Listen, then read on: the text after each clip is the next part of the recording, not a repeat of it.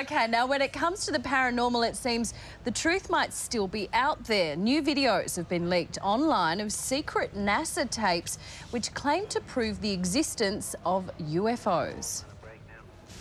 You see another light going by on the ground there. We copy and stand by. We'll get back to you on that.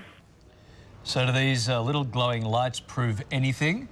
Or do we just want to believe in other life forms? Let's talk more about it. For more on just what these videos tell us, we're joined by UFO expert Doug Moffat. Good morning to you. And bringing a sceptical view to the subject is Peter Bowditch from the Australian Skeptics. Good morning to you both. Doug, first, we'll start with you.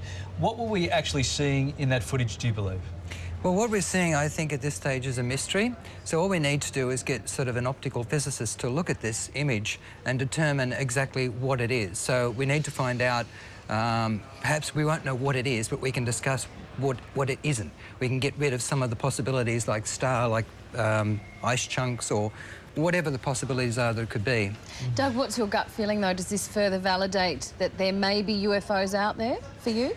Well, I think anything that encourages scientific research into these sort of things is a wonderful thing, because the more scientific research that goes into these areas, research without prejudice, the more we will understand what these things are, and the more chance we've got of understanding new things.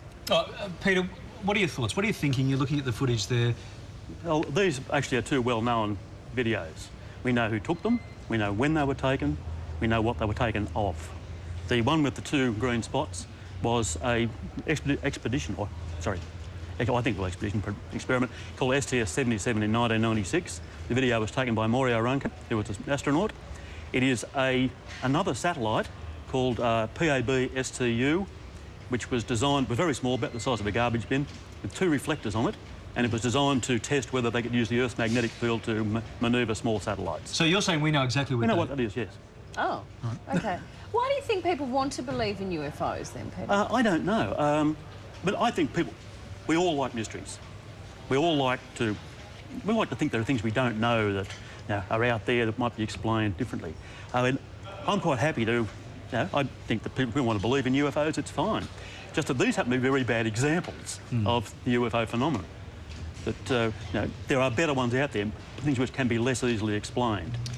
All right, Doug, what are you thinking about that? I mean, Peter's sitting there saying they're not UFOs, we know exactly what they are. Who took the photos and where they were made and their expiration date? Odd to me that the astronaut didn't know this. Like, when you can hear the sound that he's sort of saying that he thinks it's a ground light, he thinks it's whatever. Just seems odd to me that the astronaut wouldn't have known that what he was looking at.